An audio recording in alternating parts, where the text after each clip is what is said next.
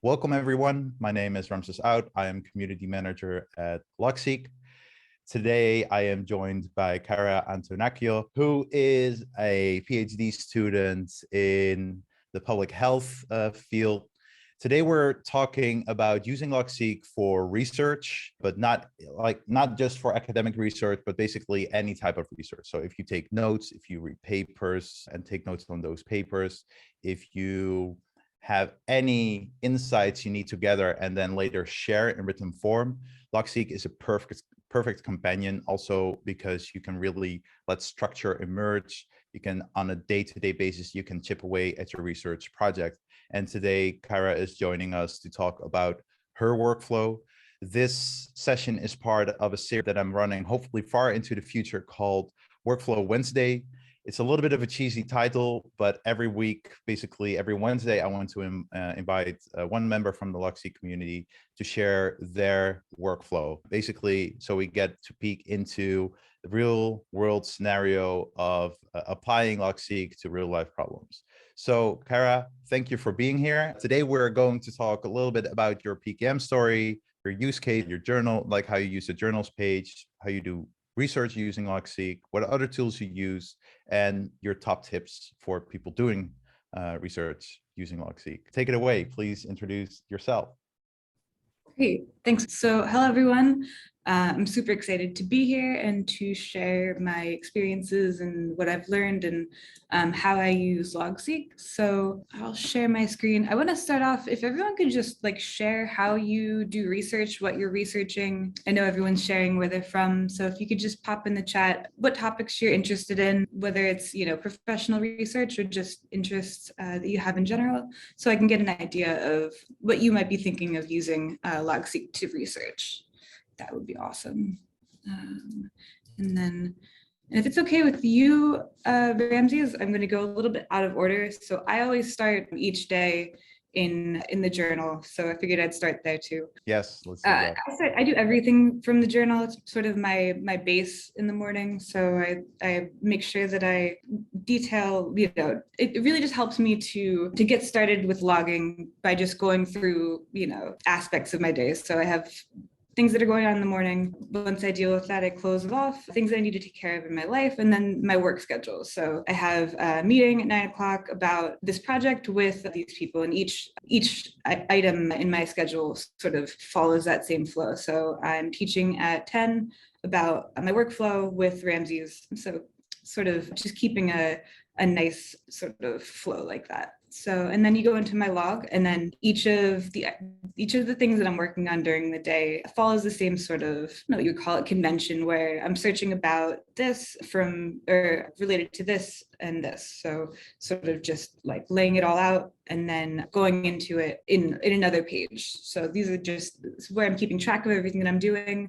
all the things that I need to do for the day, who I need to send things to, and then, wrapping it all up at the end of the day. So that's sort of just my general layout each day. It varies day to day. Sometimes I might not have a schedule for the weekend, for example. And so that's what it looks like when I wake up in the morning and I'm trying to figure out what my day is going to look like. This is what I end up with. So now I'll go a little bit more into I like Sure. to summarize, and also because obviously I am also an attendee basically, and I'm just going to speak out loud what I'm observing. First question, can you make the text a little bit bigger? Can you zoom in? I'm on a small screen, and I can imagine more people will be looking at a small screen. I will be editing this a little bit later. Can you see, is it okay now? Yeah, a little bit bigger would be good, but yeah, great. Perfect. Great, thank you. Okay, so basically, cool. First, my observation is, and I think many people miss this, I think when they start out with Logseq, or basically any other tool that has a journals or a daily notes page, is you dump everything that happens on a day or you're thinking about on the same page. But then the question is, oh, now it's tagged with that date, but how does it actually then work down the line? And what I see, and you have a lot of nice CSS sprinkles over it, but I see many links. So when I look at your log, I think search is a link, mental health problems is a link, conflict affected children, they're all links. So anything you write underneath is automatically linked with all those terms. So exactly. That will in turn probably come in handy with queries, or just when clicking through your notes, but that is one observation I really want to emphasize, that how useful it is to work in this way just from your journals page. Yeah, and I should have mentioned that. So I really only touched on the structure of it, but when you go into each line, each line starts with a process. So meeting, teaching, going, practicing, searching, they're all processes that I use in the log, and go into that yet. But so each of these sort of headings has a process associated with it, or a bunch of processes, and I'll discuss those specifically related to the research processes in a minute. But like Ramses said, they're all linked. So if I go to search, I have a very short log of all the different topics that I've been searching, but it keeps a running log of every time that I'm doing a certain thing. It'll tell, when I did it and what I was working on. I guess I'll move into my research workflow now. So most of my research workflow happens in the log. Sometimes it happens when I'm having like meetings with collaborators, it'll go in the schedule, but typically it'll be in the log. So I'm gonna start from over on this side here. So just a little bit of background about who I am, what I do research in, and my experience doing research. In 2018, I got my Master of Science in Public Health from Johns Hopkins. I focused on population health. So my training is really in population health and epidemiology. And I'm currently a PhD candidate at Boston College, expecting to graduate in June. And I study armed conflict. These are all links, so it's goes back to everything that I tag with these different things. So armed conflict, health and human rights, mental health, and humanitarian assistance. And to do this, I use algorithmic modeling as well as geographical statistics. And these are some of the programs that I use to do these things. So a little bit about how I got here. So, and when I say here, I mean Logseq. So in February 2021, I was really looking for a planning and a research tool, sort of like a dual planning and research tool, a dual literature review tool, like where I could sort of do everything in one program or application, because I needed to write my dissertation proposal. So I really felt like I have a lot going on in my brain, it's all up there, but I really needed to compartmentalize and process and integrate the knowledge that I was trying to dissertate about. So I tried a few different things, some success and some shortcomings in certain areas. So I tried MaxQDA, which was super strange. MaxQDA is a qualitative analysis software. So the way that I used that was I uploaded all of the literature that I needed into MaxQDA, and I tried to code it as though it was like a qualitative analysis.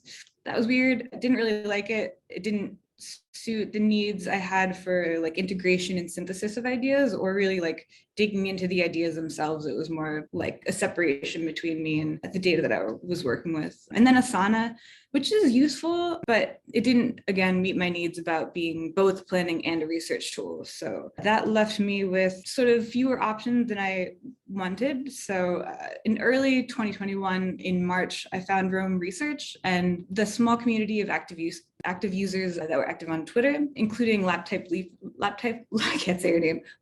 Life Lisa, who's probably like the, I don't know, you call it like seminal person for my graph. So she's really the person I learned from. I took her magical academic note-taking course. Some of you, if you've taken this course, will see a lot of the principles that she taught in this course throughout my graph, either explicitly or just like, variation on her techniques. So she was really influential.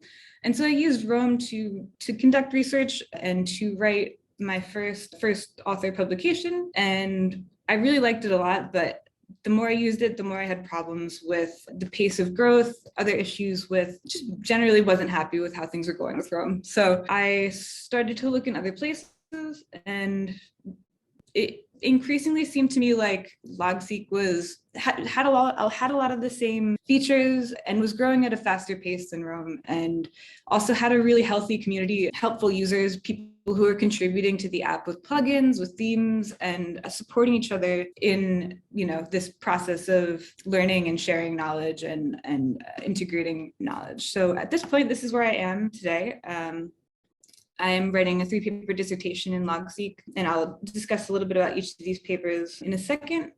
But for now, I just want to talk a little bit about the processes that I go through here. So I'll go through each of the sort of, and none of these processes are linear. They're sort of, groupings of similar processes. So searching for things, finding things, and adding them to my library. For this, I use Google Scholar and connected papers, but just to show you sort of where I throw things. This is my library. This is where I keep all of the literature in my literature review. So each article, each book gets its own row, and I put the title of it, and then I link directly to the source. So this is a source. You can open up the source here, and I think this one should have an outline. So for every source, not for every source, but for most sources, Logseq gives you the outline of the source that you have when you go to this little button here, which is really useful for me. So I always start everything that I'm taking notes on or anything that I'm writing always starts with a tightly structured, clearly articulated, logically consistent outline. And so this is the place that I go to do that. So when I take notes, and I'm not sure if I've taken notes on this article yet, but it looks like I started to, but let's see if I can go back. Sorry.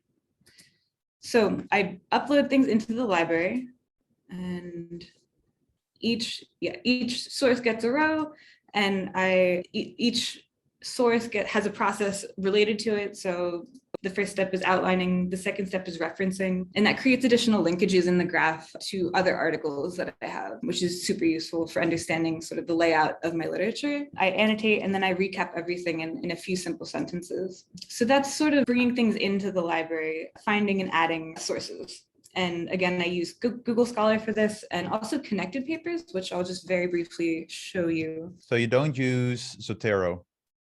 Not yet. So I don't like to use Zotero because it overwhelms me when I'm not sure how I'm going to actually use these articles when I'm citing them. So I like to wait until towards the end of my writing process to put all of the different things that I'm citing into Zotero, so that it doesn't get mixed together with things that I'm definitely citing and things that I'm just looking through because I might be interested in citing it for some reason or drawing from it somehow. So I think this is also a good lesson. I don't know if it's intentional. So you say, once you're done with basically your dissertation, that's, or at least a part, you will then look into Zotero. Not now. Like you're not trying to change the wheel of a car while driving. Basically, same thing with your process. You're not filling too much to upend your process as you're using it. I think that's also an important lesson for, at least for myself. Exactly. Yeah, so I like to, you'll see in my graph, I tend to keep things pretty simple. There's not a whole lot of bells and whistles. I like to wait until the end because, a lot of things will just become complicated. Sort of emergent systems tend to become complex, just how they are. So I try to keep things intentionally simple so that the more complicated system emerges on its own. I'm trying to find something here so that I could show you what it looks like when I'm drafting. Here, let me just conflict.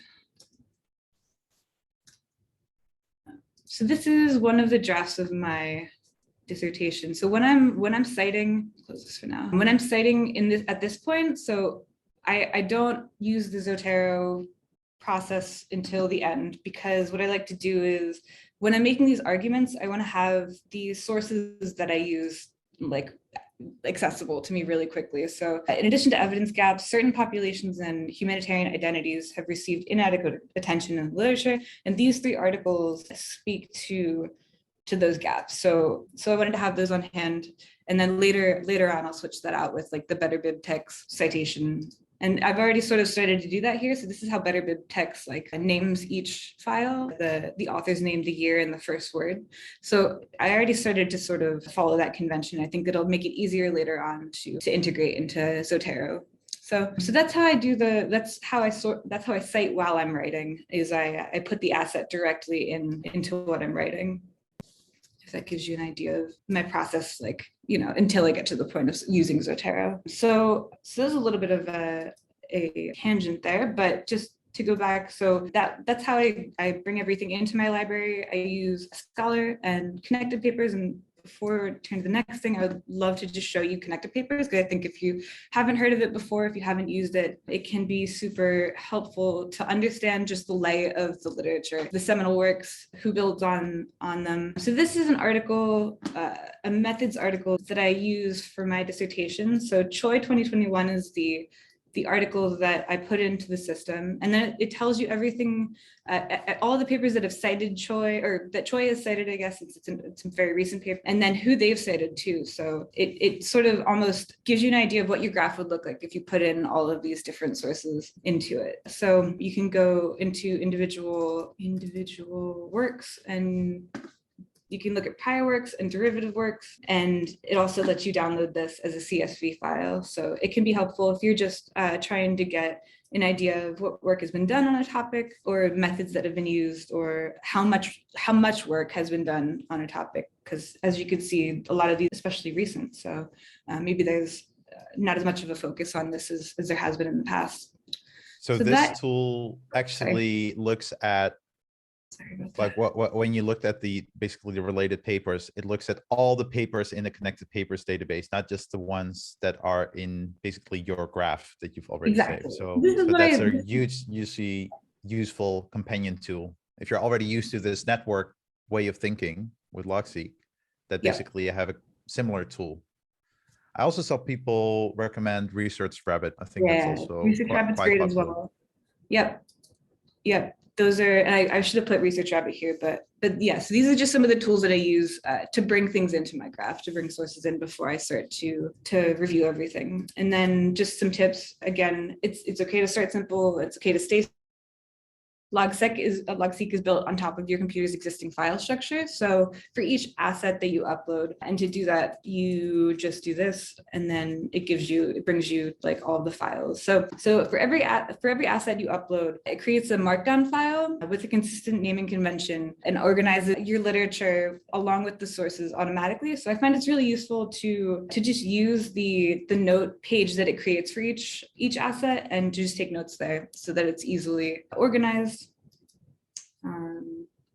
So the next step that I'd use in my research is the next sort of set of processes that I use is organizing, outlining, reading, learning, and just sort of absorbing my library. So this is an example of an article. I'll just move this over. This is an example of an article that is important for my dissertation here. So I start off again with this outline. So I just basically copy each header and then take notes under each of them. So just summarizing the whole thing in my own words, and then you're sure, you've annotated it, but you already know that you're annotating in your own words, so you can be sure that you're not plagiarizing, or that you'll have any copyright issues, because as you're annotating it, you're doing it in your own words, so you're processing it, you're learning, and you're able to take from what you learned and bring it right into your own writing. So yeah, I guess it is. Yeah, it's writing notes in your own words instead of highlighting and then copying over the highlight. What you could do also in Logseq, you could basically highlight something, and then the question was also in the chat, when you highlight something in a PDF, it automatically copies the block reference to that highlight within the PDF to your clipboard. So when you then paste it in a block, and then you can, even if you want, you can just hit enter and then tab, and then as a child block, take your notes. That is how I have done a lot of research that way. So I would basically just take a bunch of block references, highlights from the PDFs that I was reading, and then take the notes underneath. It's a similar process. I am just maybe a information hoarder. I always want to see, okay, what inspired a note. I'm not even sure if it's necessary in your case, but there are different approaches to basically the same thing. But I agree with you. Writing things in your own words is key. Also plagiarism, but then also just learning things and writing things, explaining things in your own word also will make that you remember it better, is my experience. And also research. So, and I think you make a really good point here that like you're going to see a lot of stuff in my graph that's just not going to work for you. There's this works for me, this works for my needs, but your use case is probably just different. So take from this what is useful for you and leave what isn't, is what I've found is the best approach. So sort of aspect of my research processes involve analysis, practicing technique, data, validating my models, and then cross-validating. And I do this both in Logseq and in other tools. So to give you an example of what this looks like in Logseq. So I'm writing my dissertation, a part of the analysis is in R. So I just brought in the README directly from GitHub for this algorithm, NBSB DB scan. And so I'm writing the code for my dissertation in Logseq, and it makes it nice because I could just, reference anytime I'm working on it, just reference the code directly and it's already here. It takes this is literally our code. So you can look at it in this way, like it's in the outline, or you can work on it as though it's the frame here. So it's really useful to be able to do this in my graph.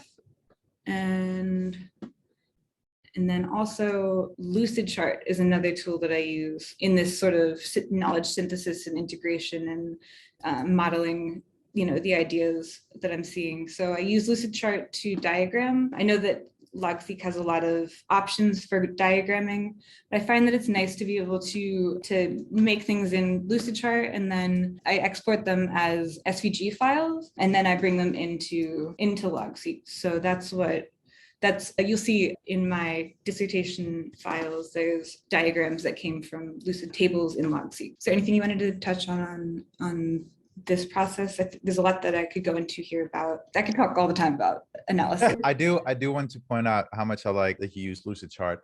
And actually next week, and it's a little bit unrelated, but next week there's a session with Dario, One Stuttering Mind on YouTube. And we're actually going to talk about using diagrams to plan workflows. So you already basically gave a sneak peek how you use it to think through your R script. This also gives me an idea that we should have some kind of, what's it called, like Juniper notebook type of functionality within Logseq. That would be really cool.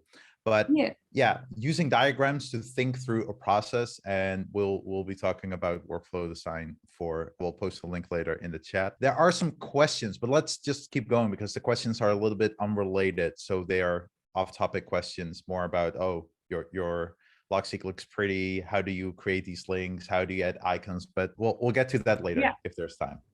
Yeah, I saved some time at the end for discussion, so I'm happy to answer anything like that later on. So so this is some of the analysis planning that I do. I also use Logseq to propose, create, write, and edit different things. So typically what I'm writing is journal articles. Sometimes I'm writing opinion papers, but I wanted to show you this example of, this is one of my dissertation papers. So anything that I'm writing, I outline it in the same way that I outline things that I'm reading. So I start everything out in the same way of just, put all the headings in and then write your tightly structured, clearly articulated, logically consistent outline. And then I do all the citing. And then Logseq is really nice. I use a lot of equations. So Logseq uses LaTeX. So I'm able to put all of my equations directly into Logseq. I haven't exported anything with equations yet into like HTML or anything like that. So I'm not sure how nicely it'll work bringing it into Word if I ever have to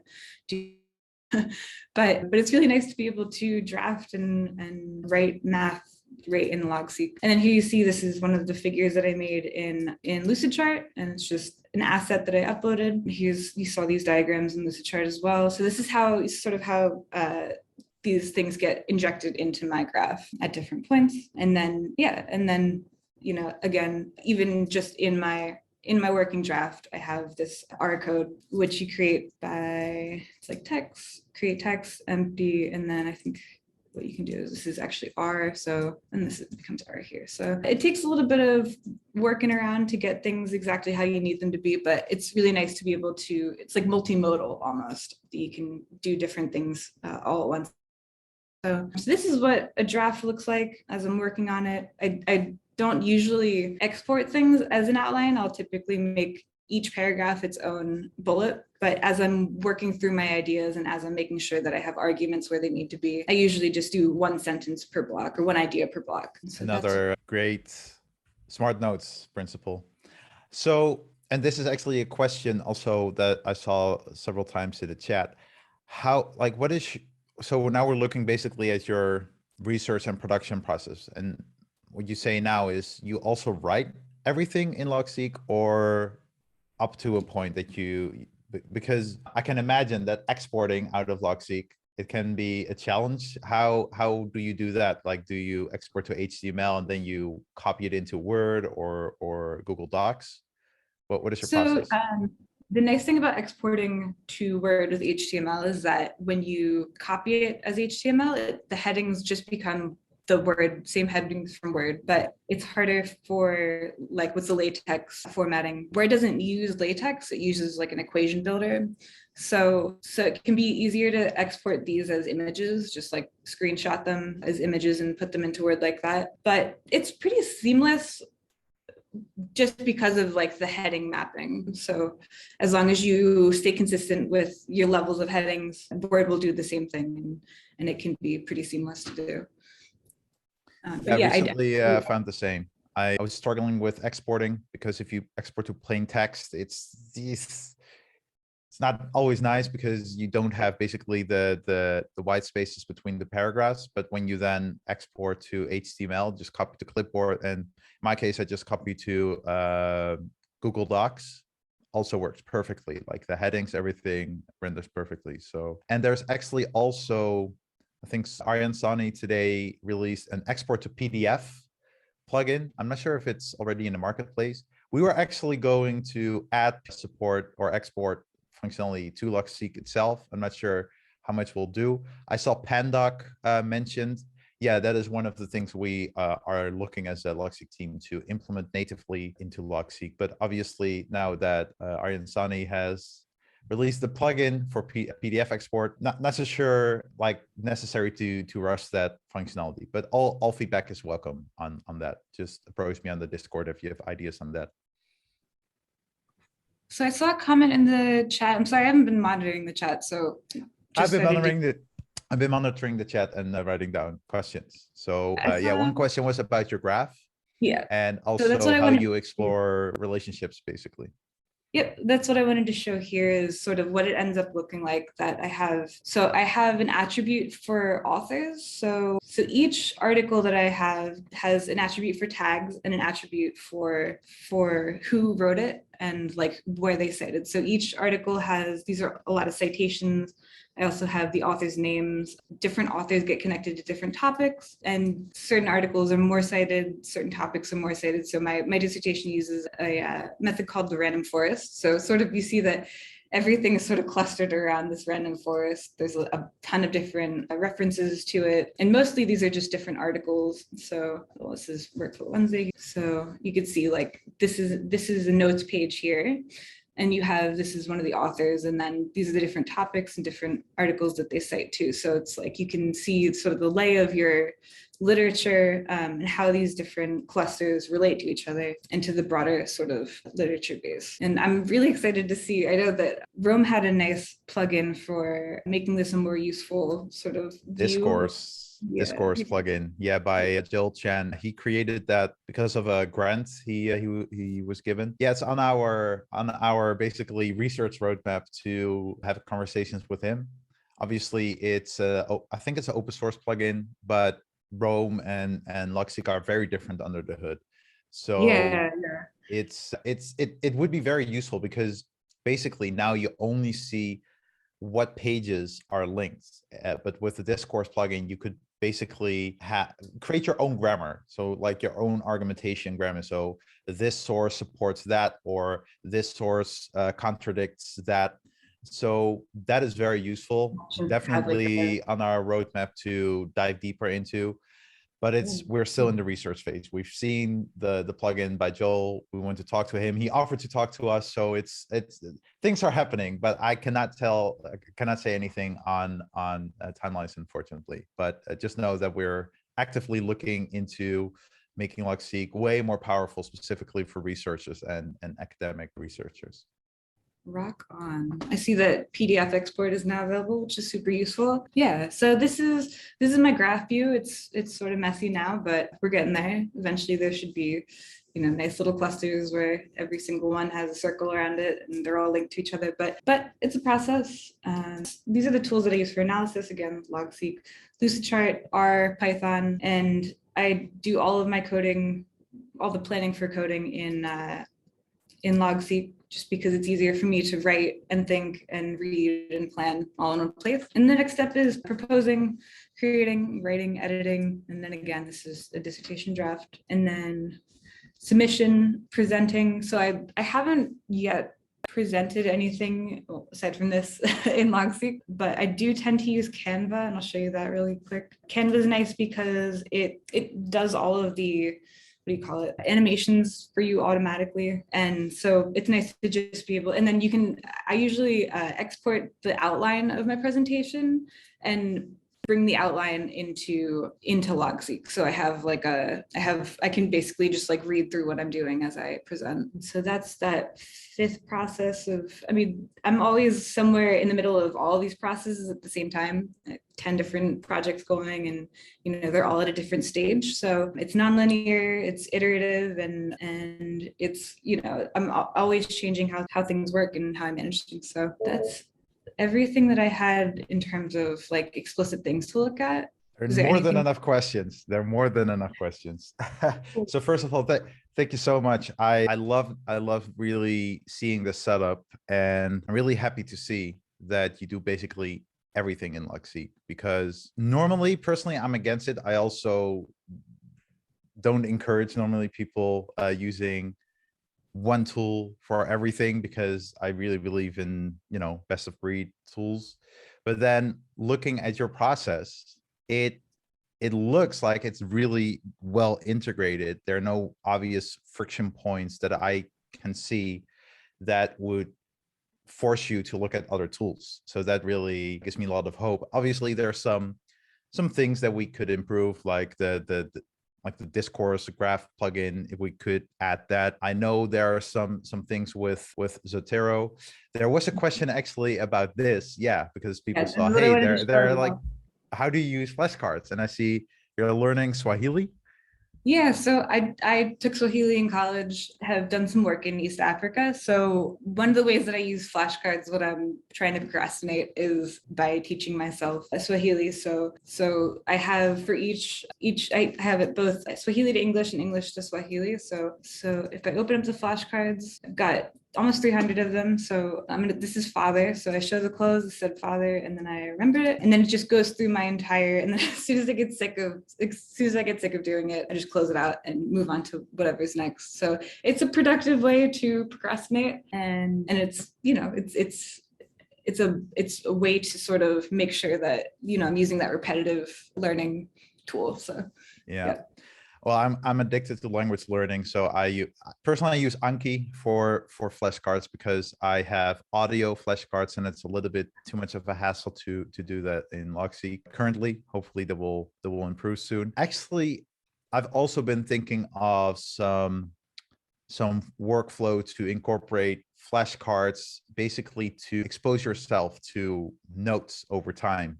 So now that the flashcard functionality has been fixed a little bit, you can directly edit a flashcard and add child blocks while reviewing the cards. So what I've been thinking about is taking a Zettelkasten approach, but more question-based. So have a question and then progressively expand on my notes. So instead of really using it to memorize things, it's more to program my attention. So I'm not clicking show answer to test myself. It's more show answer, read the notes that I already have, and then expand on upon those notes. So because as it's over time and I'm doing reviews, I might think of maybe some paper that I recently read, but I haven't linked to that note yet. So, or some other source, or maybe some conversation that I had or a video that I saw. So that way you could use flashcards. I'm thinking of doing either a session about that or just recording a video about that, but because I think that will be interesting for many people. For language learning, I've basically mastered Spanish, I would say, through flashcards mostly, and watching a lot of cartoons. So let's see, what other questions are there? So the question was answered, how do you use flashcards? Then let's see, there were many questions about your CSS. So what theme are you using? What other sprinkles do you have? Maybe you could link to some things where you could just show it. Sure. So my theme is the dev theme. Let's see, the dev theme in Light. So this is from rcvd.io. Yep. The in the theme marketplace. Yep. So it's available in the marketplace. I don't really add a whole lot to it. The way that I do the tag styles is if you type shift, well, I use a Mac, so shift command P, and then it's this first option here, modify block reference styles. And you might have to add this plugin in the plugin store, but it's in there. So when you go in here, so I've got a ton of different plugin styles. You can see that some of them are blank because there's an issue when you X out of them that, or when you like try to delete them, that some of these colors like overlap into other references. So some of them are just empty. They don't do anything, but all of the different processes that I have, all the different topics that are important for my work, they all get their own block reference tag. And then anytime you just like, so say for example, I wanted to look at my library, I just do the regular block reference for library and it puts the books there. So That's really nice. That's really nice. So yeah, and it's a little bit overkill. But well, it helps navigate. It's basically they are signposts because you have a emoji in front. You basically can scan the page more easily and just find what you're looking for. I would argue. And honestly, this might be a little bit of a reach, but it's kind of also an accessibility thing when you think about it. So I work with a lot of folks who are native English speakers. So if they're trying to interpret, if they're in my log and they're trying to read what I'm writing and there's unfamiliar words, it might be easier for them to interpret, if it's tagged with an icon that might be, just language help. But yeah, so. All right, so that is, oh yeah, and something else. You have the weather info on your journals page. Is that automatically like when you run it? It's not. So I put that in there. The way that I do each daily journal is every night I do the one for the next day. So it helps me to get, my mind in the mode of, what's tomorrow going to look like? Well, tomorrow is going to be, 2 degrees Celsius, cloudy, pop all that information in the night before. It would be really nice to automate it if anyone wants to write a plugin where I could get the weather for Boston. By the way, there is a way to automatically generate basically your daily template.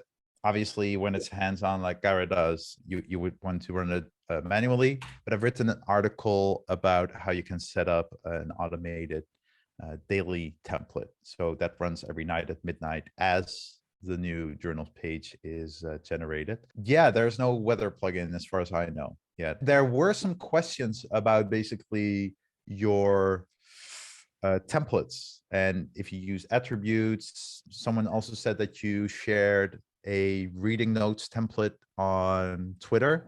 Maybe you could, are you able to show a little bit from that? I could. So I might not have saved that template. It's sort of a template that I wrote it out because it's a process that I implement intuitively, but it's nice to have it all in one place. So it's sort of, I think it was like, why do I want to read this? I could send it to you, Ramses, and you could send it around. But to talk a little bit about attributes. So some of the attributes that I use are tags, and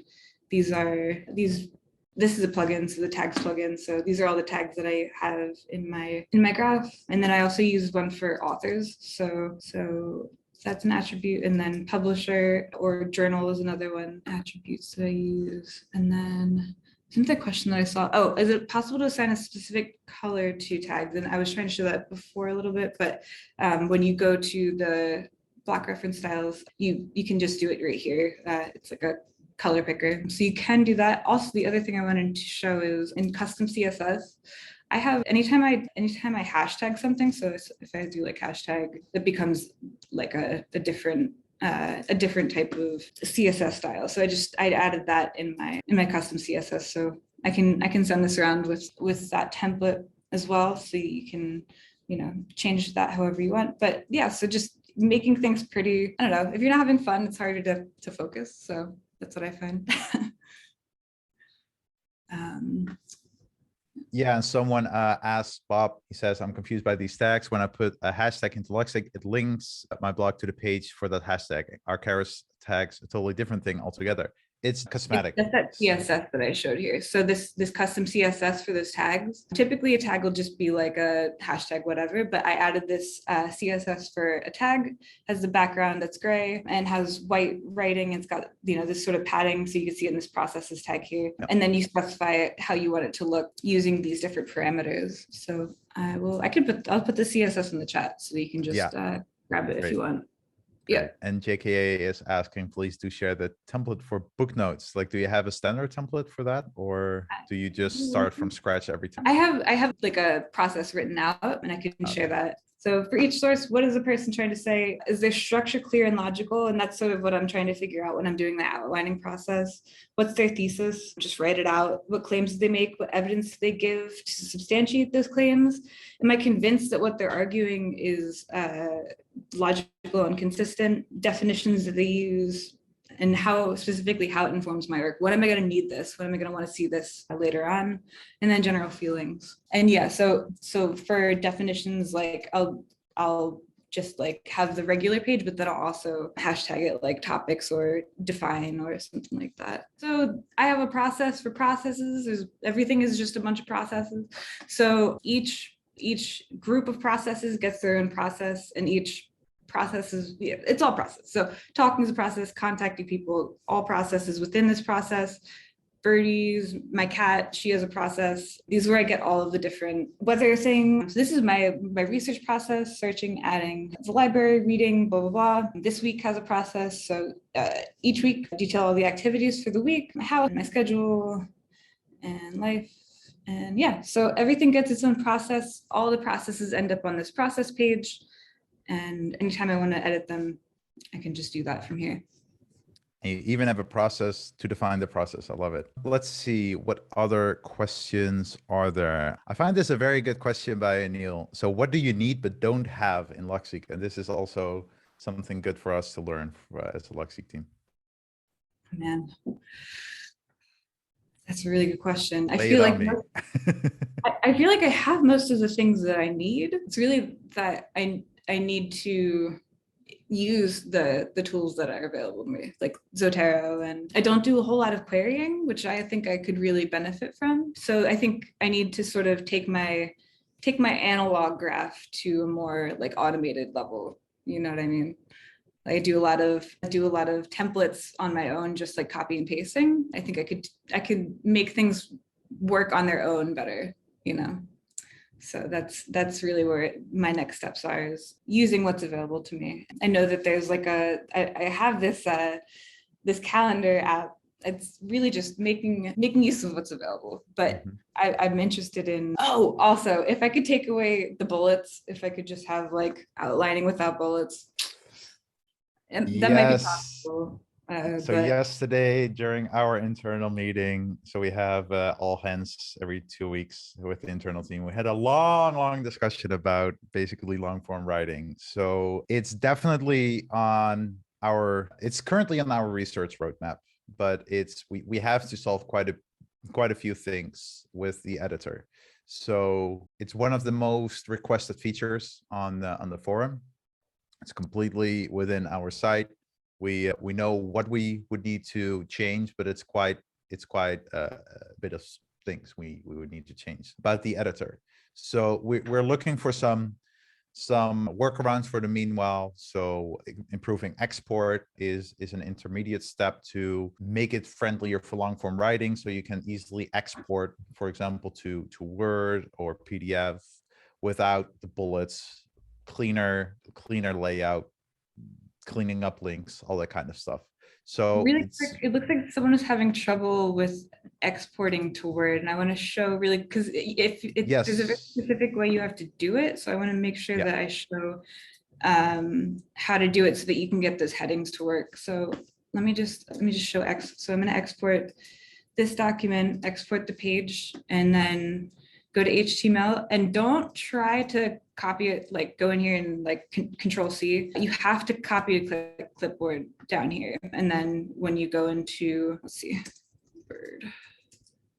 When you go into Word, then it is, once you've copied it from down here, see if I can get it to open. It should work at this point. Yeah, the only downside obviously is, as you'll see now, And then it has the yeah. bullets, but So you can remove them, right, in Word quite easily, I think. yep. So what I do is I just change the over here, change it so that everything is aligned on the left. Yeah. I'm not doing it because there's a thing here. This, and then I remove all of the tags and I basically just like realign everything so that it ends up being Yeah. so this is what it ends up looking like.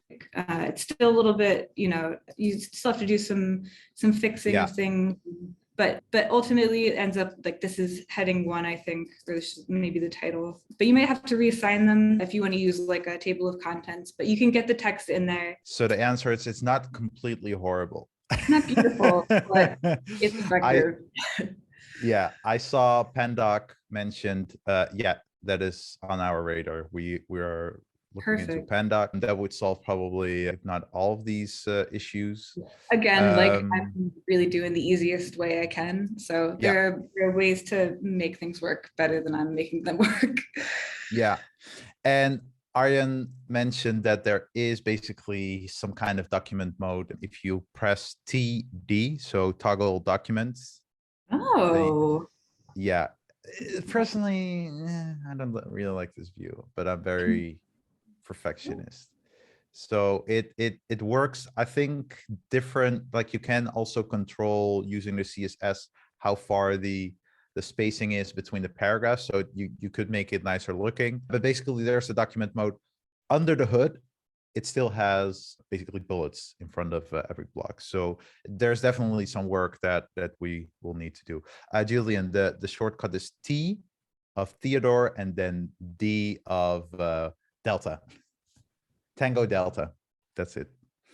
So we are on the top of the hour. I think we covered all the questions. I got to share a little bit about our plans for the current shortcomings, but I'm really happy to see, all in all, how much you're able to do basically already just directly within Logseq. So that is a great takeaway. You are on Discord, but I think you're mostly active on Twitter. So I will put your Twitter handle in the chat. And Cara Antonaccio is also your Discord handle. If you have questions for me, my Twitter handle is as follows. So RR out. And then I'll also enter my Discord username. So if you have any questions, best way is to send me a DM on Discord. If you have any feedback on how we could make Logseq better for academic research, I saw several people mention Illicit, for example, Research Rabbit. So with Illicit, we're actually now researching if we could create some kind of integration so that you can basically trigger Illicit within Logseq. Again, it's in a research phase. We have many things in the research phase, but we try, once we have figured out how to do something, we always try to ship very quickly. So you'll start hearing us talk more about certain features once we have figured out how to do something. So for now, to give you a sense of the roadmap, for now, we're mostly focused on the sync. So you will not have to use iCloud, for example, anymore, or GitHub. So we are working on an encrypted sync service, which basically will be part of our monetization. So the app itself, Logseq, will always remain free, but we will offer additional services, a little bit like Obsidian does. So they have a sync service, they have a publish service. So we're looking also into basically adjacent services, but the core app will always remain free. And then after that, after the sync is ready, we are going to put a lot of focus on real-time collaboration. So in the future, it will also, like Logseq will also become a tool that you can use basically in teams to hopefully work on papers together. So that will be in the near future. Again, if you have any questions or comments, please reach out to me via DM, either on Twitter or Discord. The recording will be published on YouTube, hopefully tomorrow. I think tomorrow. Today, I will be editing it. Cara, anything from you want to share? Nothing specific. But, always, if anyone has any questions or suggestions, I know some people were suggesting things in the chat, feel free to DM me on Twitter. My email address is on my website, and my website address is on Twitter. So feel free to contact me with questions or if you want to chat. And thanks for everyone for joining. I hope you learned something, and I'm looking forward to learning more in Logseq with all of you. Great. Thank you so much. It was so very useful for me, I think for many people here. And hopefully we'll see you back in the future for another Workflow Wednesday. Have a great day. Thanks. Bye, everyone.